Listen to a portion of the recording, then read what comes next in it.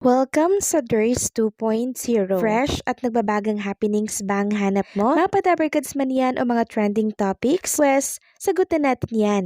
Kaya naman isubscribe nyo na ang ating channel para sa mga nagbabagang balita everyday. So ayun, welcome back again sa ating YouTube channel mga kadabarkads, and for today's video nga, ang pag-uusapan natin ay tungkol po sa mga pangyayari sa loob at sa labas ng Itbulaga. And unahin nga natin itong nirepost sa Instagram story po ni Maine Mendoza. So ito po yung kaganapan kahapon dyan po sa Fisher Mall, Quezon Avenue. So nakita natin dito mga kadabarkads yung hanggang sa kataas-taasan po na floor na talaga naman pong punong-puno din po ng mga tao. So parang ang nangyari mga kadabarkads, parang ang nangyayari pala araw-araw, parang laging may mall show dito sa Fisher Mall, Quezon Avenue, dahil po yan sa programa po ng Itbulaga na talaga naman pong araw-araw ay dinadagsa ng mga netizen. So mas lalong naging mall show yung datingan po ng programa ng Itbulaga nung dance na nga, nung sumayo na po itong si Maine Mendoza. Sabi nga dito nung nag-post mall show, sobrang dami po talaga mga kadabarkads na nakikipagsapalaran dito sa Fisher Mall na manalo din sila kasi minsan nga lang naman po itong mangyari. And speaking of Maine Mendoza mga kadabarkads, inendorso niya po itong si Tito Sotto.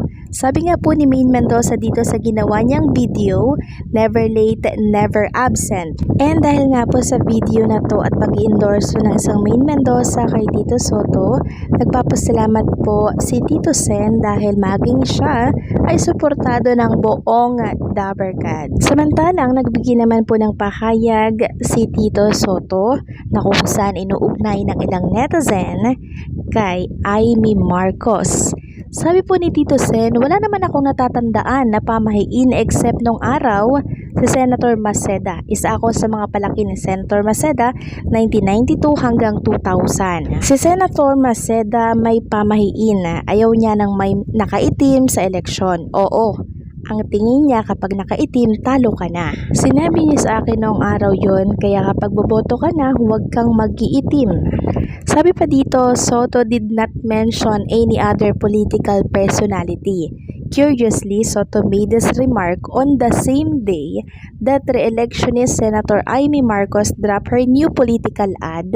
She wore black in the ad. So, hindi naman po pinangalanan ni Tito Sotto kung para kanino po yung kanyang naging statement na ang magsuot ng itim, talo na agad sa eleksyon. Meron kasing iba na inuugnay ang tungkol dito.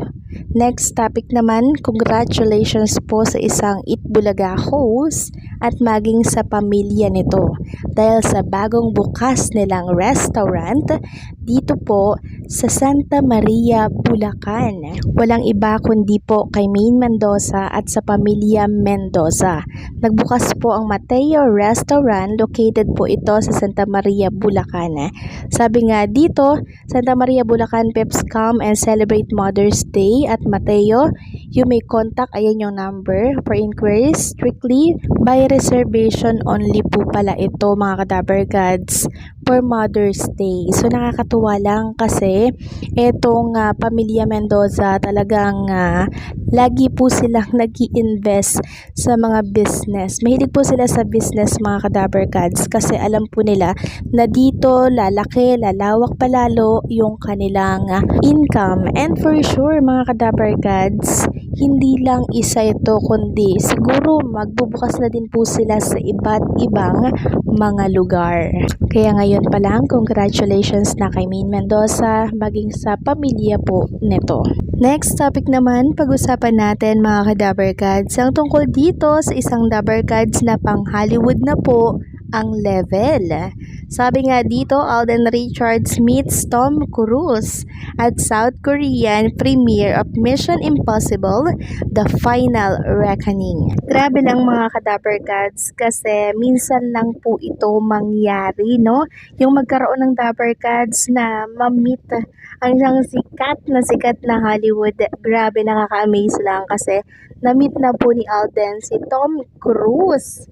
Nakaka-amaze mga ka-Dabarkad. Sabi nga dito, Alden Richards meet Tom Cruise at the South Korea premiere of Mission Impossible: The Final Reckoning. On Instagram Thursday, Alden first shared snaps of himself looking dashing in a royal blue jacket and black pants on the red carpet.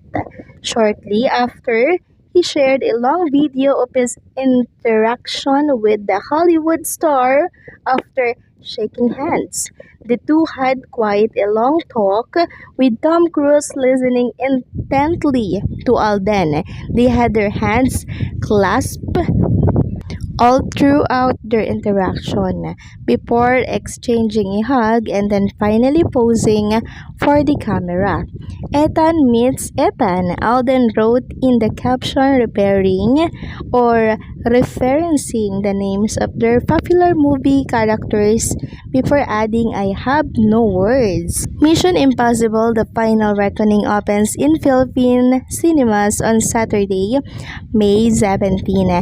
Grabe mga po mga ka-Dabarkads, no? Hindi ako makapaniwala na may meet ni Alden Richards ang Dabarkads. Itong si Tom Cruise na siyang idol na idol po ng marami dito sa ating bansa. Sobrang na-amaze talaga ako dito mga ka-Dabarkads. Kasi bihira lang talaga tong mangyari eh. Parang dream ata to ng iba na ma-meet din nila itong si Tom Cruise na inidolo po nila. So, pang Hollywood na rin ang level ni Alden Richards, mga ka-Dabarkads. Kaya naman, congratulations, Dabarkads Alden. Samantalang good news, mga ka-Dabarkads, sa mga taga-Butuan po, mas lalo pong pinalakas ang signal dyan ng TV5. Mula ito sa post ni LM Entertainment, good news para sa mga kapatid sa Butuan, mas pinaganda pa ang experience ng pagsubaybay sa inyong mga paboritong programa, kaya't mag-rest ka na para sa mas malakas at mas malinaw na TV5 signal. So nakakatuwa lang mga ka-Dabarkads dahil ang TV5 po, unti-unti po talaga nilang pinapalawak yung kanilang signal. Para nga naman ang sa ganon ay maabot nila yung mga kababayan natin sa kasulok-sulukan po ng ating bansa. Kaya hindi ako magtataka after 3 years mga ka-Dabarkads, talaga namang maungusan na po ng TV5 ang Giant Network. Kasi si Mr. MVP po talaga, ginagawa niya po talaga ang lahat mga ka-Dabarkads. Ngayon pa ba na yung mga audience po ng kalaban nilang network, naglipatan na, 'di ba? Unti-unti na pong nakukuha ng TV5 mga ka-Dabarkads yung mga audience ng katapatan nilang network. Kinakain na po ng TV5 dahil paganda po ng paganda ang programa ng Kapatid Network, plus samahan pa ng Dabarkads and syempre ng Itbulaga. So paano, hanggang dito na lamang po ang update natin. Maraming salamat sa patuloy po na pagsuporta.